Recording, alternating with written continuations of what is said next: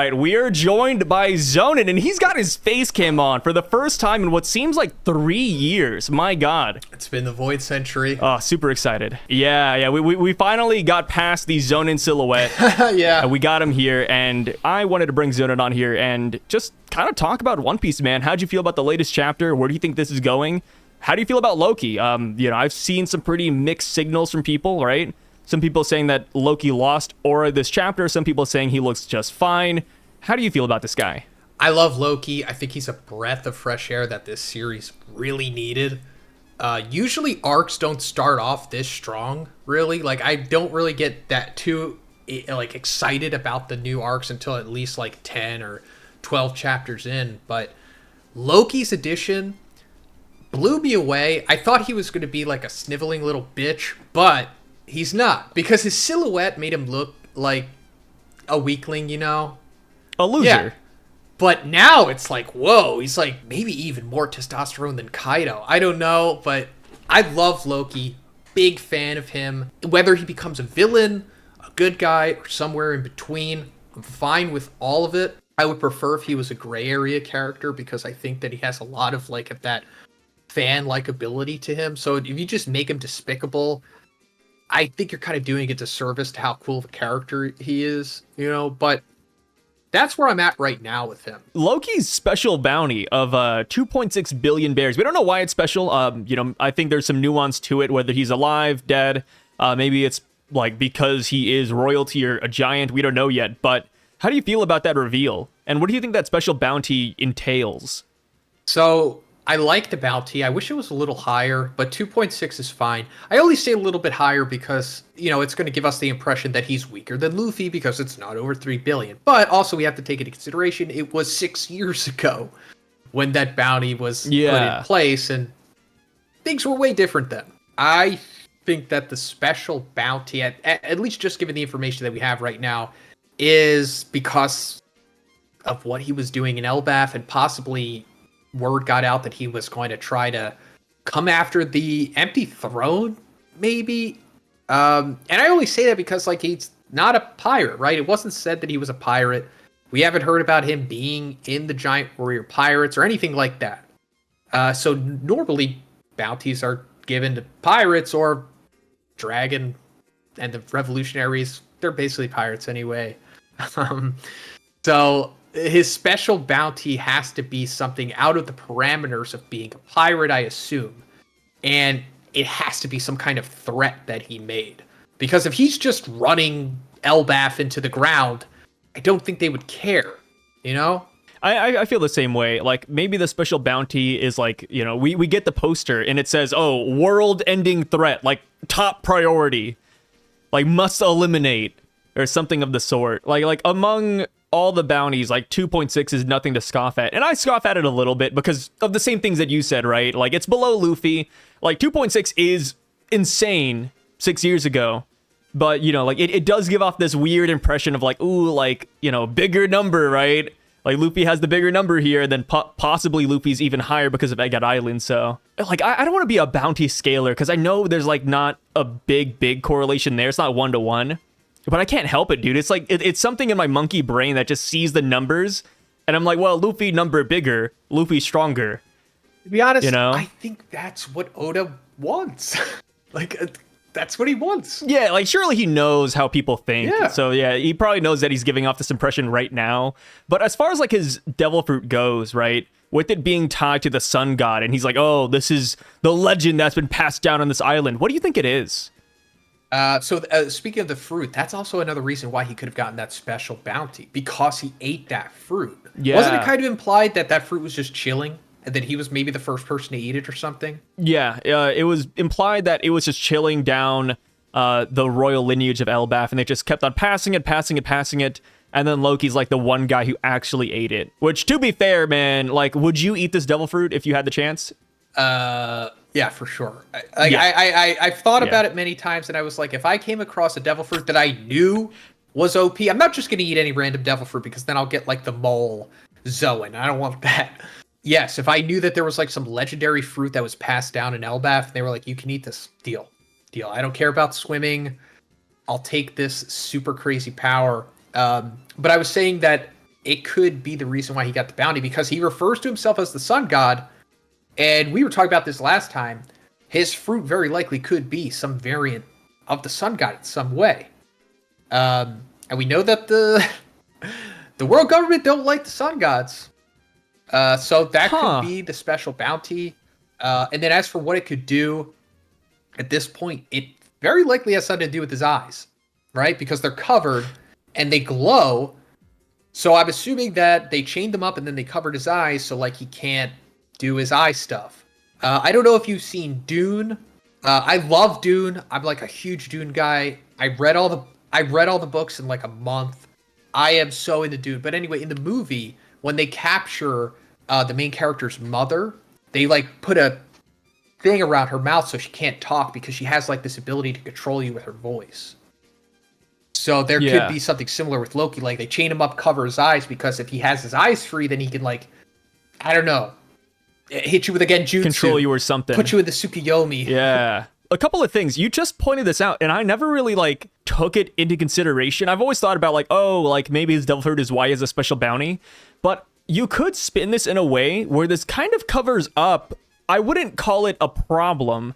It's more like a glaring issue that has risen up ever since we realized that Luffy has the Sun God Nika fruit. Because back when we got like chapter 1044 and we got the reveal that Luffy has that fruit, it was like, wait a minute, why didn't the Gorosei go after Luffy this entire time? You know, if they knew that the Gomu Gomu no Mi was the Sun God Nika fruit and this is like their number one enemy from Legends, why did they not put like a crazy bounty on Luffy and kill him when he was a kid? Well, what if that's because Loki was around? Or they knew that Elbaph had the Sun God Nika devil fruit? Maybe that's why. Like, maybe they were like, oh, like, maybe Luffy's not the real Sun God. Maybe it's actually this guy. And they, like, even the world government believes that Loki is the Sun God Nika dude, too. And then Luffy was just like a secondary option for them. I think that kind of fits in a weird way. And yeah, maybe that's why he has a special bounty. Like, hey, we got to kill this dude. Like, this is a threat to the world. Because he is Sun God Nika. And then just recently they realized that Luffy's actually that guy. Huh. I mean, it's right there, and it wouldn't mess anything up, and it would tie up some loose ends. Also, I gotta say, I like that you're a huge Dune fan. I'm very new to it. I've only engraced myself in it for like the last 2 months, but it's like my second love in this life at this point. I love it so much. I might need to give it another try. I didn't give it a fair shake my first time around with the movies, but I just didn't like the movies. I watched the first one in 2021, right? And I was like, the idea is cool, but I'm like bored. I'm bored by this. There's too much lore. You know, it's not fast enough. And then I started hearing all this hype about Dune Part 2 that came out this year. And some people that were telling me it, I really respect their opinions. And I was like, okay, if you're hyping it up this month, I have to watch it. So I rewatched the first one, and I actually paid attention. I was like, whoa, this is fun. Then I watched the second one, and I was like, okay, I can't stop here. And then the books, man. I'm not a reader. I'm not. This is the first time I've ever really read novels. I felt like I lived a life reading these things. It's kind of like what you said. Like, you respect their opinion, so you gave it another shot. Yeah. Because you like Dune, I was like, it's like, maybe I should go back too. Maybe I should check it out one more time. I'll give it another chance. I think for me, like, there's just too much sand. It's like the opposite problem I have with Avatar, the James Cameron series, where Avatar, there's too much jungle. Over here, there's just too much sand. Yeah. I think that's my main issue. I swear to you, the background. I felt the same exact way. And this was before 2021, because Dune came out in 1965 and the movie came out, I think, like in the 80s. And it was always talked about like, Dune's awesome. And then I was like, but it's all sand. There's too much sand. I don't care. Like, let them leave the sand world. And it's like, then I'll be interested. But now that I know about Dune, I'm like, the sand world is integral. Don't leave the sand world. The sand is great. Stay on Arrakis. It's awesome. So for Loki's devil fruit, what do you think it is exactly? So you talked about like it being like a genjutsu kind of thing, something with the eyes. Do you believe that? Is that where your heart's at? Right now, I'm not like buying stocks in this or anything. I just think it would be cool because there's not a devil fruit like that, right? No. So if there was like a, like an Itachi devil fruit, that would be really interesting. And I think it would also make things different. Because, Luffy is usually like, oh, I'll just punch you harder and I win. Despite Oda saying that that's not what he wants, it happens. If you get sent into like a Genjutsu world, or you don't know what's real and what's not, that's a whole different fight that you can't just punch harder to get out of. And it's very possible that there was some foreshadowing for this, because when they get to Elbaph and they're like drinking and everything, they're like, oh, this thing might make you hallucinate. And then that came up again, right? They're like, we're not hallucinating. So it's like, then why was that brought up? Now, even if it doesn't even tie into that, I'm just curious. Why was that brought up if it just didn't go anywhere? I think it was meant to kind of just like fool us in the beginning, like, oh, like, where are they? Legoland? Are they hallucinating right now? And I know that was a big theory back in the day, which, if you guys know me, I wasn't a big fan of that one, but I do think we will see hallucinations, and that is why I like your Loki idea. Like, maybe we take off the bandages, and it is a Genjutsu type ability, where he can create illusions with his eyes. Maybe that's it. Maybe it's not even like Genjutsu, but maybe he can create things just by looking at things, if that makes sense. Kind of like how Kaido said that Luffy's like a comic book, right? Maybe whatever Loki sees and envisions can become like this comic book-esque creation. Did Kaido kind of like a better version of Kinemon? Kaido said that he was like a comic book? Yeah. Kaido said that Luffy is something straight out of a comic book. Oh, yeah, that he did say that. That's interesting. It makes me I Yeah. have so many more questions about Kaido, but we're talking about Loki. Yeah, it makes you wonder, like, does he read Yeah. comic books on the Like, when side? did he Is read that what he those? does? Wasn't his whole life He's, like, reading just manga? a hard battle? Yeah. Even evil dictators have time to, read the daily news. That is true. All For One from My Hero was a big manga fan. Or comic books, whatever Horikoshi was trying to put forth. In Yeah, like every bad guy has a hobby, right? Like I'm sure, like Hitler, for example. Like I'm sure he liked to paint. He liked art. He liked to paint. Yeah, he liked to paint, dude. He's like one of us, sort of. Yeah, he's just like me. So you asked me, said the eye illusion. Yeah. What do you think it could be? I kind of came to this conclusion a while back, but I do like the idea that maybe he has like Cyclops powers, like X-Men. Like maybe he takes off the bandages on the eyes and he starts shooting laser beams. But that wouldn't be like super indicative of Sun God Nika. And also like just having laser beams for eyes isn't that impressive in this world. Like yeah, it's great, but like that should be like a +1, not like your main shtick. So, I don't even know. I have grown really fond of the Zoan Surtur idea. I wasn't there initially. I think a lot of people in the community were talking about that one. Surtur's like a fire giant in Norse mythology. And I think it makes a lot of sense given the fact that he thinks he's the sun god. A fire giant, yeah, sure. So, I think Surtur is actually a really good pick. Funny because, like, in the very beginning, I was like, I don't know about that one. But here I am today. I'm, like, talking about, like, every single video. But yeah, the community has really convinced me and pushed me in that direction in a way. Surtur Mythical Zoan? Yeah, Surtur Mythical Zoan. That would be incredible because I loved Surtur in Thor Ragnarok. He was awesome. He, he only is in the beginning and the end, but he kind of steals the scene when he's in it. I would love to see that in One Piece. I guess it's just as plausible as Sun God Nika Devil Fruit, right? Because it's just implied that the Devil Fruits are just manifestations of dreams and hopes, or hopes and dreams, or whatever. So I don't know, somebody dreamt of Surtur. There has to be some kind of fire giant that destroys Elbaph, right? Because that's what Ragnarok is. The fire giant destroys it, just like how it happened in the movie. So yeah, fire giant. No, I was about to say, like, you were wondering like if somebody dreamt about this fruit, right? Because that's how Sun God Nika's fruit and all these other devil fruits spawned. What if there was like a Damaro Black of the past? How he's always like cosplaying like Luffy and Kid and all these characters. Maybe somebody thought that he was Sun God Nika, or like, something like that happened in the past. Like, oh, Sun God Nika, but they're looking at Surtur. Maybe it's like that. And that's how this fruit came to be. And that's why Elbaph worshipped it. Like they fell for the old Damaro Black trick. Oh, it's just something super silly. They're worshiping the right name of the god, but the wrong image. You know what? And that's how they ended up with this. I think you're right. That could also be why Damaro is even a thing in the first place, other than just for comedic effect. But we talked about this in another video, how Luffy's fruit is nothing really to do with the sun god at all, or the sun. There's nothing about the sun. Not yet. His fruit is very much a misnomer, which is strange.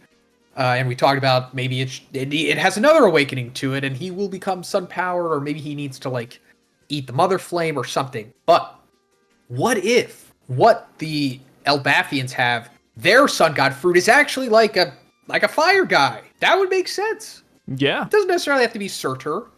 It could just be sun god, whatever. Or maybe it's not even literally called sun god, but that's just what they refer to it as. Maybe the fruit is some kind of other fire giant thing. But if Luffy isn't the fire giant by the end of this arc, then I guess it has to be Loki. Yeah, funny you say that, right? Because Sun God Nika is this fiery, stretchy guy. But Luffy so far just has the stretching properties, right? It's like you said, like he has a couple of fire attacks, but when you look at Luffy's combat, you don't exactly think of the sun right away. Like you more so still think of the Gumu Gumu no Mi. So I wonder if Loki will show Luffy the fire aspects, and then since Loki is Surtur and like this fire creature, maybe Luffy's gonna show him the stretchy aspects. Like if combined together, they're like the best of both worlds. Like Luffy has the stretch, Loki has the fire, and then of course, like the real Sun God should have both. Which maybe Luffy will learn that in this fight, or maybe Luffy will awaken and say, "Hey, this guy's got fire. I need fire." Which of course would be really fitting since there's Ace in the Mare no Mi.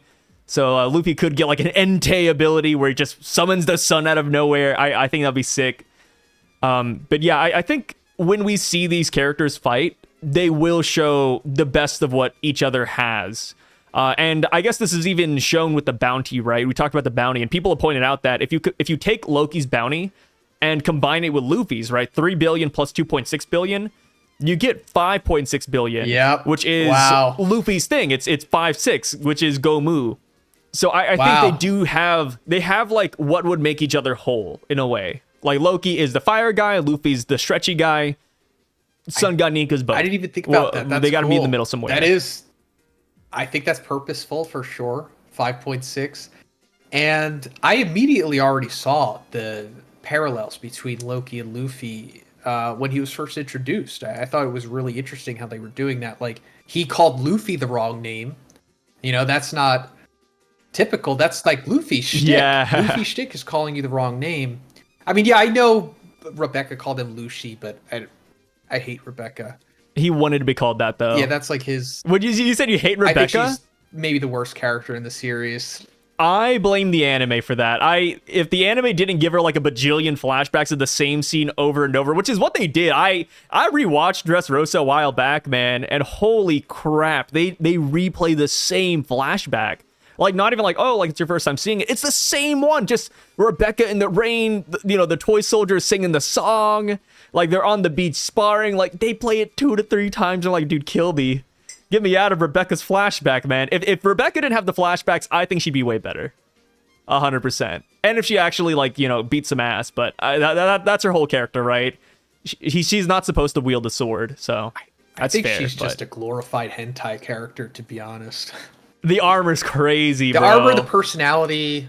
Like, if this was any other show, she would just have scenes where she's, I think they try to justify her, like, really skimpy armor by saying, she's really agile. Oh, okay. And it's like, all right, wear a t-shirt that, wear a tank top that, I don't know, dude. You don't have to wear that. I'm not trying to be, like, prudish, but my God. I thought you were going to say the thing that people usually say, which is like, Doflamingo forced her to wear that. Nope, never said, never stated. It's actually no one ever talks about her the way that she's dressed, as far as I know. It's funny we say that, because I guess Luffy's, like, naked half the time, too, but...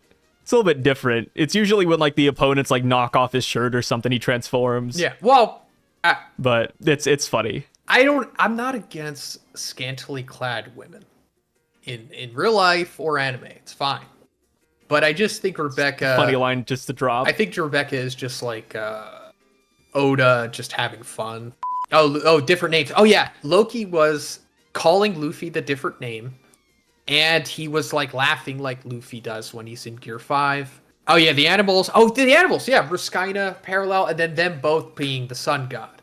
So what you were saying about how they might need to learn from each other, and then they ultimately will have like Sun God versus Sun God, winner liberates the world in their own way or whatever.